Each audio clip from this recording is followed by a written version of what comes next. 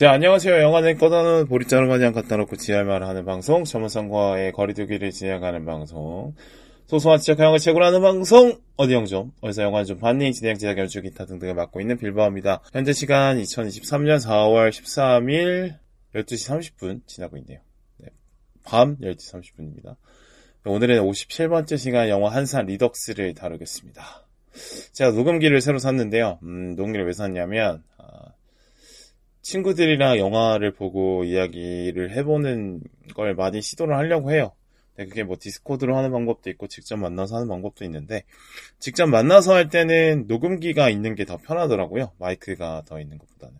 아무래도 이제 PC에 연결하고 뭐 이런 문제가 좀 있어서, 그렇다고 뭐 대단한 장비를 갖출 생각은 없기 때문에.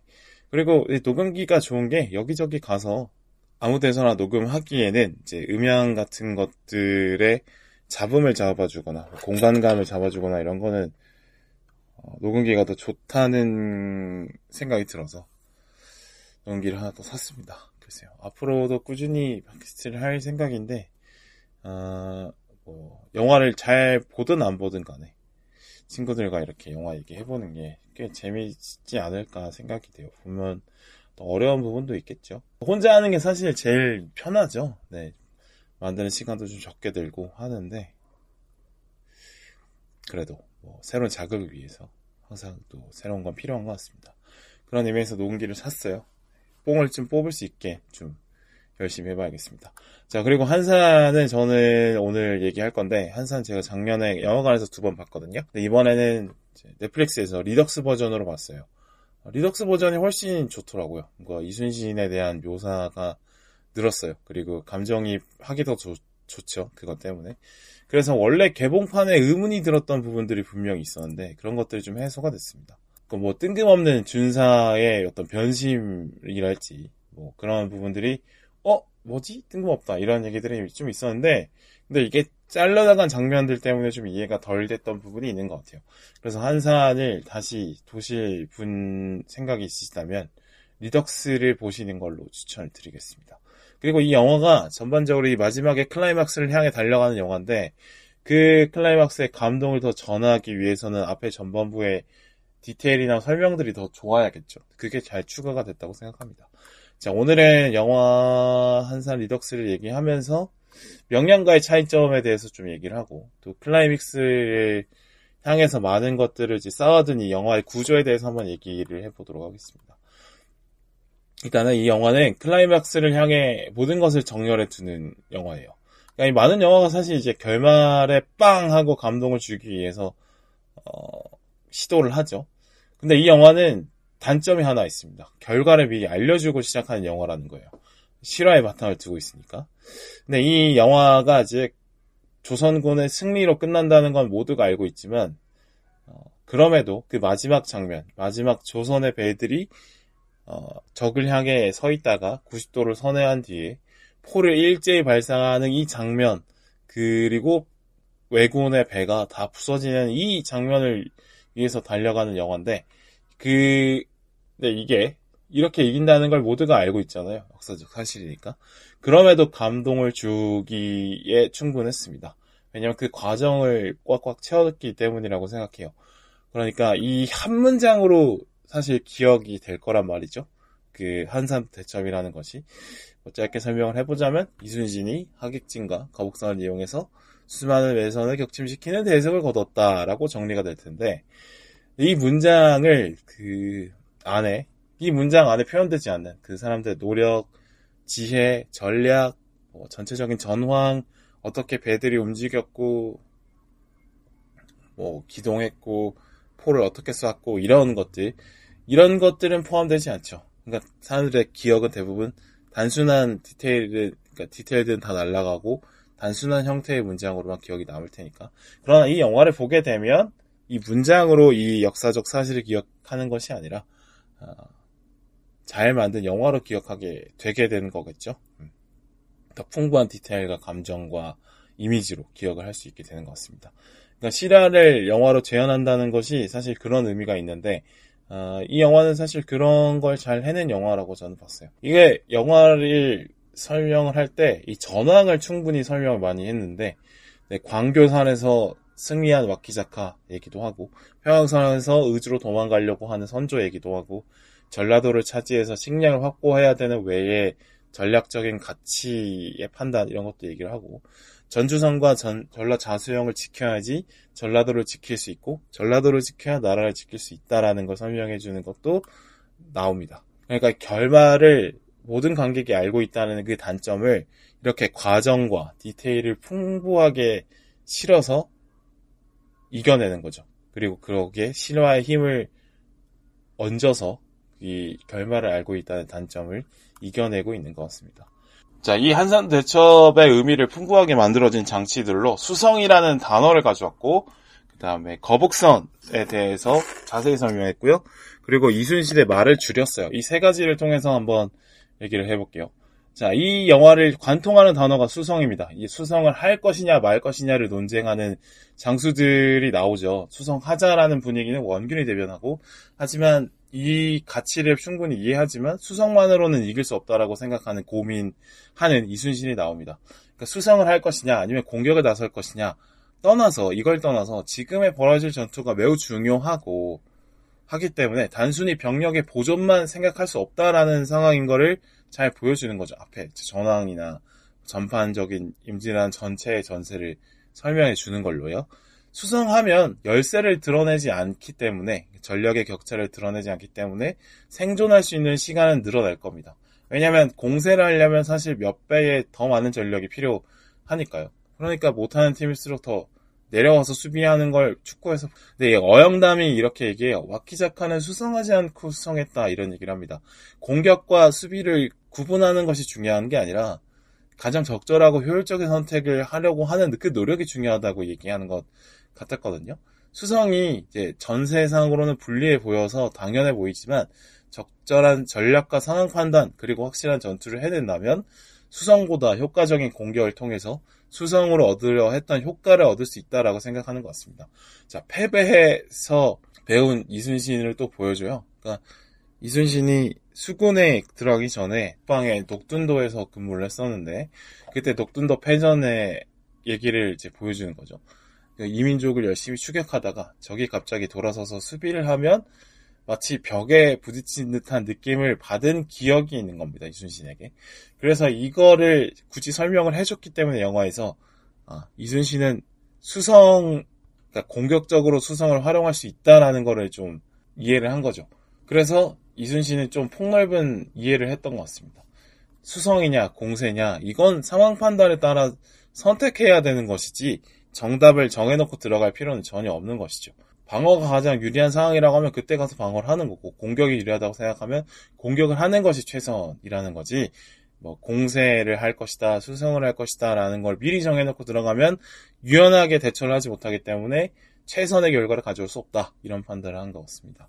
자, 우리가 전략에서 분리하고 지면 안 되고 싸우다가 질 것 같고 전공 세우면 배 아플 것 같은 이런 얘기를 하고 있는, 수성이나 하자고 얘기하는 원균과는 확실히 대비되는 거죠. 자, 그리고 전주성을 노릴 것 같던 육군이 전라 자수영을 공격한다는 걸 알았으니까 수성처럼 사실 시간을 끌 여유도 없다라는 걸 또 잘 보여주긴 합니다. 자, 이렇게 수성을 놓고 이 단어를 놓고 이 논쟁이나 하여튼 고민하는 모습들을 보여주면서 이 작품이 여러 가지 이제 장점을 갖게 됐는데, 작품의 논리성을 좀 보여줄 수 있게 됐어요. 그러니까 이건 명량과는 확실히 다른 점이죠. 명량에서의 이겼던 그 명량해전이 워낙 말도 안 되는 기적적인 승리이기도 하고, 또 조선이라는 운명이 함산도 대첩 때보다 더 어려운 상황이었기 때문에 사실 이게 논리적으로 어떻게 이겼는지를 설명하는 것보다 이순신의 그 놀라운 영웅적인 면모, 그를 따르는 군사들과 백성들의 열정을 드러내는 게 오히려 더 승리의 원인을 분석하는 게 더 맞을 수도 있겠다는 생각이 들 정도로 정말 어려운 승리였으니까요. 그만큼 대단한 기적적인 승리였으니까 명량은 사실 좀 열정적으로 표현을 많이 됐죠. 그러나 한산도 대첩은 다르지 않습니까? 그만큼 전선의 숫자도 꽤나 확보를 하고 있었고, 전쟁 초반이기 때문에 아직 좀 버틸만 했던 상황. 그러니까 명량 때보다는 훨씬 상황이 좋았던 거죠. 그래서 남해 바다뿐만 아니라 전체적인 전황을 다루고 전라도의 중요성을 얘기하고 수군의 중요성을 얘기하고 거북선에 어떻게 활용할 것인가까지 얘기할 수 있는 그런 여유가 있는 상황이라는 겁니다. 그러면 이제 좀 더 논리적으로 이 전쟁을 어떻게 풀어나갈 것인가를 고민하고 그렇게 풀어갔어야 되는 거죠. 그래서 한산은 이순신의 어떤 논리적인 과정을 좀 담으려고 했던 것 같습니다. 명량과의 차이점을 두기 위함도 있겠죠. 자, 이런 수성이라는 그 단어 때문에 그러니까 클라이막스가 아까 말씀드린 조선의 판옥선들이 일제히 또 회전을 해서 일본군을 포위하는 형태로 화막을 만드는 수성이라는 단어로 딱 설명이 되는 그 장면. 아, 여태까지 얘기했던 수성이라는 이 단어가 이걸 얘기하는 거구나. 조선군의 배들이 이렇게 쭉 둘러싸서 일제히 일본군을 향해서 포를 쏠 수 있는 그 상태. 그걸 수성이라고 표현한 거구나. 그게 눈앞에 딱 펼쳐지는 걸 관객에게 전달하는 거죠. 관객은 거기서 엄청난 희열을 느끼게 되는 거고요. 그 다음에 찾아오는 일제히 포격으로 부서지는 일본군의 배들. 이걸 보면서 엄청난 클라이맥스에서 스펙타클과 희열감을 주는 겁니다. 이 장면을 위해서 수성이라는 단어를 놓고 많은 것들을 논쟁하고 보여주고 설명했기 때문에 수성이라는 단어가 더 위험있게 전달이 되는 거죠. 그 원균이 그 바다 위의 성이라면서 좀 깨닫게 되는 그 장면을 보여주긴 하는데 그 단어가 사실 좀 어떤 분들은 좀 뜬금없고 웃기다라고 하시는 분도 있었지만 그게 위험있게 저는 전달을 받았거든요. 그 이유가 앞에 설명이 잘 됐기 때문에라고 생각을 해요. 이렇게 영화는 설명이 되지만 이제 거북선 얘기도 한참 중요하게 설명을 하죠. 그러니까 수성이라는 단어를 놓고 고민하는 거는 이순신이 할 일이었다고 하면 거북선의 어떤 개선과 그 활용을 놓고 고민하는 건 이제 나도영의 몫이었던 것 같습니다. 거북선의 용두의 그 머리 부분에 결함이 있다라는 거를 초반에 보여주고 그것 때문에 충파에 쓰일 수 없기 때문에 전선에서 배제가 됐다라는 것까지 상황을 보여줍니다. 그러나 그 거북선이 그 용두의 결점을 극복하고 나타나서 왜군의 어린 진, 그러니까 하객진을 돌파하기 위해서 그 크리스마스 트리 모양으로 만들어 놓은 그 어린 진을 흐트러 놓고 결국엔 대장섬까지 파괴하는 거북선이 주인공인 서브플래닛이 존재를 하는 거죠. 그래서 거북선과 나대용의 이야기를 풀어서 단순히 하객진과 수성 얘기만 해도 됐었지만 거북선의 이야기를 좀 더 풍부하게 만들어서 이야기 자체를 더 이렇게 한결 더 추가한 놓는 그런 거죠. 풍부하게 만들었다고 생각을 합니다. 그러니까 거북선을 그냥 한산도 대첩 때만 등장시켜서 그 거북선의 위험과 효과와 공포감 이런 것만 표현해도 사실 영화를 전개하는 데는 문제는 없었을 거예요. 그냥 그 거북선을 보고 환호하는 조선군과 겁에 질린 일본군을 표현하는 것만으로 거북선 표현에 대한 별로 의미는 비판은 별로 없었을 겁니다. 그러나 이 거북선의 개선 과정 자체를 설명을 따로 했기 때문에 그 거북선의 활용 자체가 좀 더 드라마틱하게 다가오는 거는 확실한 것 같습니다. 그러니까 그 용두에 대한 설명과 그 용두가 원래는 고정적으로 밖에 나와 있었는데 들어가고 나가고를 할 수 있도록 변화를 하면서 그것이 어떤 전술적 가치를 창출해냈는지를 또 보여주게 되는 거죠. 충파를 그러니까 머리를 집어넣은 상태에서 충파가 가능하고 또 충파를 부딪힌 상황에서 용두를 드러내서 포를 쏘면 완벽하게 배를 부숴버릴 수 있는 그 변화를 이제 거북선의 변화를 영화에서 충분히 설명을 하는 거죠. 단순히 거북선을 관객들의 환호를 이끌어내는 어떠해 보면 스펙타클을 만들어내는 장치 하나로 쓰고 버리는 것이 아니라 관객들에게 거북선에 대한 이해도를 높이면서 그 극적인 마지막 클라이막스의 짜릿함을 더 극대화시키는 장치로도 사용을 해내는 것 같아요. 자, 거북선이 그렇습니다. 그러니까 하객진과 거북선의 관계를 보면 사실 이순신은 거북선이 있으면 좋고 없어도 되는 전략을 짠 거는 맞습니다. 왜냐하면 아무리 거북선이 효율적이라고 해도 가장 중요한 거는 조선군의 가장 중요한 전략은 판옥선의 특성을 잘 활용한, 그러니까 배가 크고 더 큰 화포를 실을 수 있고, 그리고 큰 화포의 진동을 받아낼 수 있는 그 판옥선의 장점을 잘 활용해서 판옥선을 쭉 일렬로 세워놓고 가둬놓은 다음에 한 번에 때려버리는 그 장면을 만드는 데 가장 집중하고 있는 게 조선군의 전략이긴 하죠. 거북선이 사실은 없어도 되는 전략을 이순신은 짰다고 생각해요. 환산도에서. 그러나 근데 와키자카가 하객진이라는 거를 이미 잘 알고 있고, 물론 육주에서 써봤던 거긴 하지만 써봤기 때문에 잘 알고 있고, 또 하객진의 단점은 그 전열이 흐트러진 부분을 찾아서 들어가서 회집어 넣으면 하객진이 부서진다라는 걸 이미 알고 있었던 겁니다. 그러니까 와키자카가 추격의 신이 나서 하객진에 둘러싸인 게 아니라 적극적으로 하객진을 돌파하기로 마음 먹은 것으로 표현이 되는 거죠. 물론 뭐 초반에 그 조재훈 배우가 연기했던 부하 역할이 미쳐가지고 갑자기 막 유인으로 나왔던 이훈용과 어영담의 배를 막 열심히 쫓아가는데 그거랑 상관없었다는 거죠. 그냥 애초에 하객진을 정으로 돌파해버릴 생각이 있었다라는 겁니다. 추격에 미쳐서 전체 전략을 못 보는 그 정도의 수준으로 와키자카를 그리지 않았죠. 와키자카는 하객진에 그냥 어쩌다가 유인당해서 둘러싸인 게 아니라 적극적으로 돌파하기로 마음을 먹었기 때문에 전면으로 이제 조선군의 하객진과 부딪히기로 한 겁니다. 그래서 어린 진을 쓴 거고요. 그 과정을 잘 설명을 했다고 생각해요. 와키자카에 대한 그 전에 정보도 충분히 줬고요.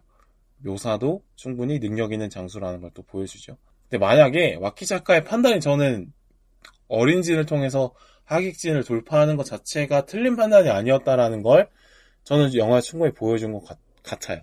근데 와키자카의 판단이 틀린 건 어린 진으로 하객진을 돌파할 수 있을 거라는 그 판단은 틀린 게 아닌데 거북선 때문에 이 돌파가 방해를 받을 거라고는 생각을 하지 않은 것 같습니다.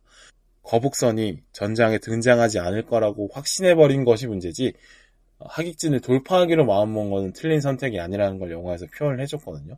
저는 그게 되게 재밌게 본 지점이었어요. 그러니까 거북선이 왜군의 어린진 사이를 헤집고 다니면서 전반적으로 이제 배를 부수는 것도 있겠지만 배를 부서진 것 때문에 배들의 어떤 돌파 속도가 늦어진 것 자체가 이순신의 하객진의 성공을 만드는 것이라고 저는 생각을 했습니다. 그걸 이제 보여주면서 거북선의 가치가 더 높게 보였던 거죠. 그러니까 거북선의 이야기와 그리고 하객진으로 수성을 펼친 이야기가 따로 가는 것 같이 보이지만 마지막에 만나서 결과적으로 거북선이 하객진과 수성 전략을 완성시켜주는 그래서 이 마지막에 그 클라이막스 부분에 주는 희열이 대단했던 것 같아요. 물론 CG적인 표현도 상당히 좋았기 때문에 또 이게 가능했겠죠. 그러나 이야기 구조만으로도 봤어도 충분히 희열감을 줄 수 있는 구조를 만들어놨다. 이 구조 때문에 잘 만들어놓은 해전을 표현한 CG, 묘사 이런 것들이 확 잘 살 수 있었다라고 생각을 했어요. 잘 만든 영화라고. 또 하나, 존재감을 많이 감춘 모습으로 이순신을 그려요. 명량에서 아까 말씀드렸지만 워낙 절망적인 상황에서 전투를 해야 되기 때문에 백성들, 군인들 모두 이순신만 바라보고 있는 상황이기 때문에 그 안에서 정말 죽음을 각오하는 것 말고는 선택의 여지가 없는 이 조선군과 이순신의 상황을 보여주기 위해서 이제 열정적인 배우 최민식을 사용을 한 거겠죠. 아까 말씀드렸다시피 이제 한산의 이순신은 명량의 이순신보다 전력이 더 있기 때문에 좀 더 차분하게 자신의 목소리를 그렇게 내지 않고 전략적인 판단만 해서 그렇게 이기는 싸움으로 천천히 끌고 들어가는 그런 모습을, 논리적인 모습을, 차분한 지장의 모습을 보여주는 걸로 좀 결심을 한 것 같습니다. 그게 오히려 더 좋았어요. 영화의 결과 맞았습니다. 영화 전체적으로 논리적으로 승리를 향해 가는 과정을 보여주고 있는 영화인데 이순신 혼자 갑자기 흥분해가지고 막 신에게는 12척의 배가 있고 죽을 각오를 하면 살 것이고 살 생각을 하면 죽을 것이다 이런 비장한 대사를 만약에 했다면 영화의 전체적인 톤과 맞지 않는 거죠. 자, 그리고 이순신과 대비해서 와키자카를 위대하게 그린 것도 저는 아주 눈여겨볼 점이라고 생각하는데 어려운 일을 해낸 만큼 성과가 커지는 거 아니겠습니까? 그래서 이순신의 빌런인 와키자카를 상당히 수준 있는 장수로 그려냈기 때문에 이순신의 어떤 차분한 지적 능력이 더 빛나 보일 수 있었다라고 생각을 하고, 또 조선군의 승리의 가치가 더 올라가는 것 같아요. 그래서 와키자카를 아주 매력적으로 저는 그렸다고 생각했습니다. 거북선에 대한 고민도 하고, 전체적인 전황을 볼 줄도 알고, 또 어떤 정치적인 선택으로 배를 확보하는, 그러니까 그런 것도 많이 보여주고, 단순히 전투뿐만 아니라 전략 자체에서 큰 그림을 볼 줄 아는 능력, 그러니까 전주성보다는 좌수양을 먼저 함락시키는 게 훨씬 효과적이다라는 걸 판단하고 협공을 만들어내는 능력, 이런 것들 보면서 기차카를 아주 매력적이고 능력 있게 그리는 것도 이 영화를 아주 재밌게 볼 수 있는 요소로 만들어냈다라고 생각을 합니다. 거기다가 제 잘생긴 변요한 배우를 쓴 것도 아주 좋은 선택이라고 생각을 했어요. 자, 그러면 본격적으로 명량과 한산을 좀 비교해보고, 그 가운데 김한민 감독의 선택을 한번 다시 볼게요. 아까 좀 나오는 내용이긴 한데, 너무 이제 감정적으로 채웠다는 비판이 명량에 맞았죠. 근데 저는 그런 생각합니다. 감정적으로 만들면 좀 안 되나? 이런 생각도 해요. 그러니까 민족적인 영웅을 다루는 일이고, 엄청난 사건을 다루는 일인데, 그게 뭐 담백하게 다뤄야만 하나, 논리적으로만 다뤄야 하나, 뜨겁게 기억할 필요가 있는 것들도 충분히 있다라고 생각합니다. 그리고 그게 관객들이 원하는 바이기도 해요. 그러니까 원래 많은 사람들이 기억하는 사건들은 뭐 모든 사람의 기억이 그렇습니다만 사실 감정적으로 남습니다. 그러니까 기억은 정확하지 않다는 말이 괜히 있는 게 아니죠. 뭐 디테일이나 논리적 과정이나 이런 것들이 사실 주관에 의해서 많이 무너지는 것이 기억입니다. 어떻게 보면 이제 기억이 감정적인 건 당연한 거죠. 억지 국뽕이라더니 자기적이라는 비판을 할 수 있습니다. 그러나 그 뜨겁게 다루려고 했던, 감정적으로 다루려고 했던 그 시도 자체를 평가절하할 필요는 없다라고 생각을 해요. 네.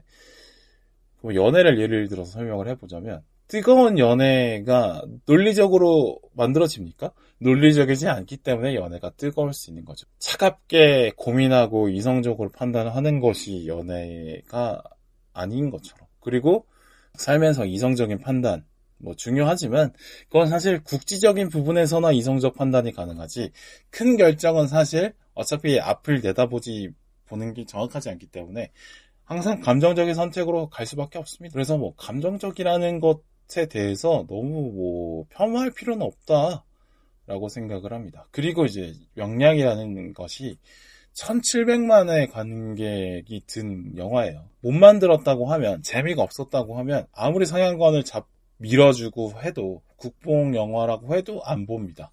실패한 국뽕 영화들도 꽤 있거든요.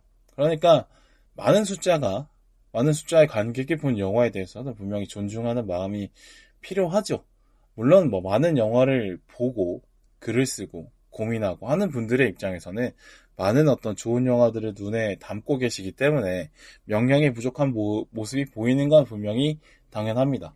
그러나 대부분의 관객은 그렇게 영화 전문가들이나 아니면 영화 매니아들처럼 많이 보고 영화를 비교 대상이 많은 상태로 영화를 보지 않아요. 각자 직업이 다른 거죠. 자, 어쩌다 영화관에 한 번 간 사람도 이해할 수 있는 수준으로 만들어지는 것이 당연하다라고 생각을 합니다. 영화를 사실 시네필이나 평론가들이나 기자들 보라고 만드는 게 아니지 않습니까? 그래요. 이런 것도 사실 좀 존중이 될 필요가 있는 것 같습니다. 그리고 이순신과 임진왜란 이야기에 이해하는 것, 우리가 기대하고 바라는 어떤 감정들이 분명히 어떤 공동체적인 정체성을 강조하는 그런 이야기들, 흔히 표현하면 국뽕이기 때문에 거기에 맞게 표현을 해준 거라고 저는 생각을 해요. 네. 그리고 이걸 사회 전반적으로 좀 볼 때, 사회의 많은 다양성들이 존중이 돼야 되고, 점점 이제 우리나라 사회도 사람들만과의 다양성이 좀 더 많아지고, 존중하는 문화가 많이 발전하고 있습니다만, 그러나 같은 사회를 살아가면서 공유하는 감정들, 상식들, 생각들, 어느 정도 공유하는 것도 상당히 또 중요하기도 합니다. 예를 들면 그런 거겠죠. 사람 모두가 다른 언어를 쓰면 아예 비효율적인 것처럼 어느 정도 비슷한 수준에서 상대방도 이렇게 알고 있겠지, 공유할 만한 것들이 상당히 필요해요. 생각의 광장 같은 거라고 할까요? 그러니까 공동체 의식을 강조하는 게 올드 패션하고 시대 흐름에 안 맞는 거 맞죠? 예전엔 그것이 너무 심했던 것도 맞습니다.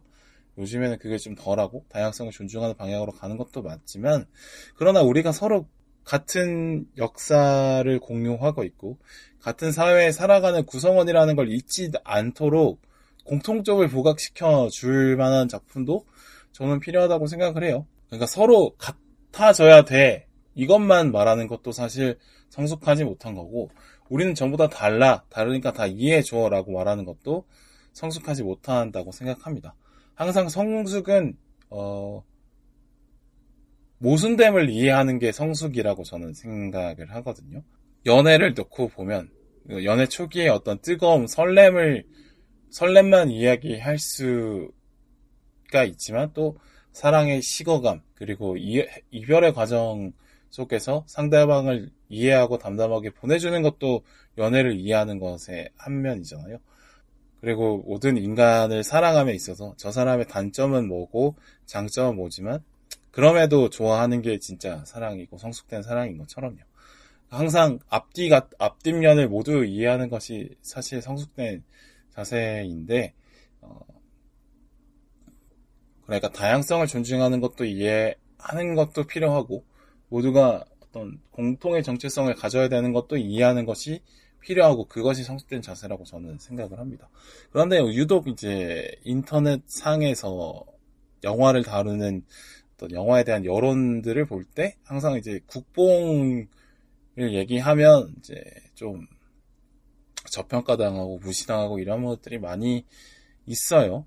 사실 그러나 그 국뽕처럼 공동의 정체성, 혹은 뭐 단순히 국뽕뿐만 아니라 인간으로서 공유하는 그런 감정들에 대한 얘기하는 것들, 그런 것들이 분명히 나쁘진 않다라고 생각합니다.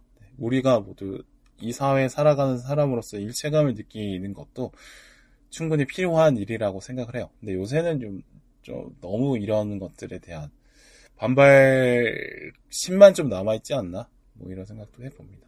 그러니까 같이 가야 된다는 걸 말씀드리는 거고요.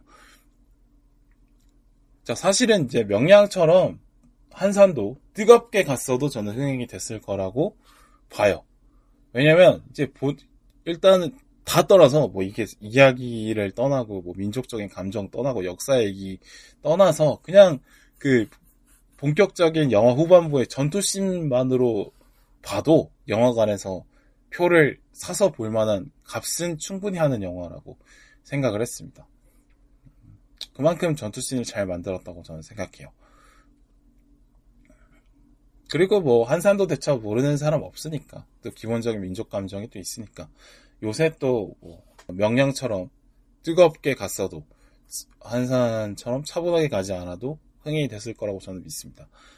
그런데 김한민 감독이 이제 명량 때 나왔던 이 비판 포인트를 어느 정도 뭐 의식해서 반드시 극복해야 하려고 했다기보다는 그냥 명량과 한산은 좀 달라야지 그래도 관객들에게 다시 이순신을 내놓을 자격이 생길 거라고 느끼고 그걸 좀 차이점을 만든 거라고 생각해요. 물론 이제 명량의 제작 시기와 한산의 제작 시기가 분명히 시간적 차이가 또 분명히 있기 때문에 그런 것도 있겠죠. 노량은 또 좀 더 다른 모습의 이순신을 보여주긴 할 겁니다. 그러니까 단순히 그냥 시간 순서대로 시간이 변화한 것만 보여주는 게 아니라 이런 면으로 해석한 이순신, 요런 면에서 해석한 이순신, 저런 면에서 해석한 이순신, 이 시각에 따라 달라진 이순신의 해석을 보여주는 것도 아주 괜찮은 선택인 것 같아요. 그러나 명량도 한산도 노량도 열정적인 이순신, 우리가 기억하는 영웅의 이순신만 부각하는 해도 충분할 텐데 굳이 이제 어렵게 이런 면에서 이순신을 비추고 저런 면에서도 이순신을 비춰보는 선택을 해보는 거죠. 저는 그거 아주 좋다라고 생각을 했습니다. 그러니까 감정 그 자체를 묘사하는 걸 좀 빼고 과정을 쌓아가는 걸로 감동을 주기로 하는, 논리적인 과정으로 감동을 주기로 선택을 한 거죠. 배우의 연기에 기대서 감동을 주기보다는요. 자, 차분한 이순신을 그렸는데 나도 좀 눈여겨볼 부분이긴 한데 아까 뭐 상황적으로 차분할 수 있었던 상황이라는 것도 설명이 됐다고 봤고 오히려 이순신의 존재감을 많이 줄여서 다른 장수들의 모습을 많이 빛내서 아주 좋았습니다. 그러니까 실제 전투도 이순신 혼자 잘해서 이긴 거 아니니까.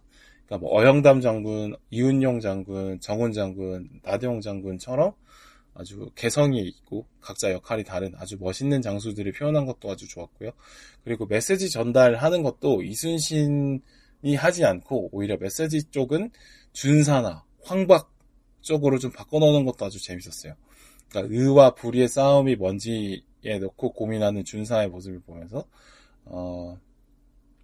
이 전쟁의 명분은 어디에 있는지 이런 얘기를 하는 것도 아주 재밌었는데 사실 좀 겉도는 느낌이긴 했어요. 뭔 말인지는 알긴 했어요. 그러니까 단순히 우리는 한국 사람이니까 조선군을 응원해야지 이런 느낌이 아니라 그런 어떤 주관적인 감정, 민족적인 감정 떠나서 이 전쟁의 의미 자체가 아무런 명분 없이 시작된 전쟁, 그러니까 일본 수뇌부의 탐욕 때문에 일어난 전쟁이기 때문에 이거는 분명히 명분이 없는 전쟁이다. 그래서 의와 불의의 싸움이다 라고 해석하는 것도 누가 봐도 이 전쟁은 조선군의 승리로 끝이 나는 것이 정의롭다 라는 걸 표현하기 위한 것 같습니다만 글쎄요, 뭐 물론 당연히 저도 공감하는 바이긴 하지만 영화로만 보고도 때는 뭐 사실 좀 겉도는 느낌이긴 했어요. 잘 영화의 어떤 그 전개와 잘 녹아들었다고는 보지 않습니다. 그러니까 이순신이 끌어가는 수성 파트와 나대용이 끌어가는 거북선 파트는 잘 붙었는데 준사가 이끌어가는 의와 불의의 싸움 파트는 잘 붙었느냐 잘 모르겠다는 거죠. 없어도 충분히 영화를 표현하는데 문제는 없었을 겁니다. 그러나 좀 그래도 밋밋할 수 있었기 때문에 어떤 이런 메시지적인 부분을 준사로 표현하는 것은 또 오히려 생각해 볼 부분이 좀 있는 것 같아요. 재밌었던 것 같고요. 그러나 조금 덜 붙었다라는 건 좀 아쉬운 부분인 것 같습니다. 그렇고요. 자, 이 정도 한산 얘기해보고 논외적으로 재밌게 본 부분들을 얘기해보자면 거북선 자체를 주인공으로 표현한 게 아주 좀 재밌더라고요. 저는 거북선 자체가 이순신 못지않은 주인공 중에 하나라고 봤거든요. 이렇게 사물을 주인공처럼 그만큼 비중 있게 표현하는 것이 바빌론 때 이제 영화를 주인공 중에 하나로 봐도 될 정도로 비중이 높았던 것처럼 이런 것도 진짜 재밌는 것 같아요. 어떻게 보면 수성이라는 단어 자체가 또 주인공이라고도 볼 수 있는데 거북선, 수성 이런 어떤 인물이 아닌 것들로 주요 포인트를 잡아서 이야기를 전개시켜 나가는 것이 훨씬 좀 어려울 수 있는데 그 과정이 신선하게 다가왔고 그걸 보다 보니까 또 재미가 있더라고요.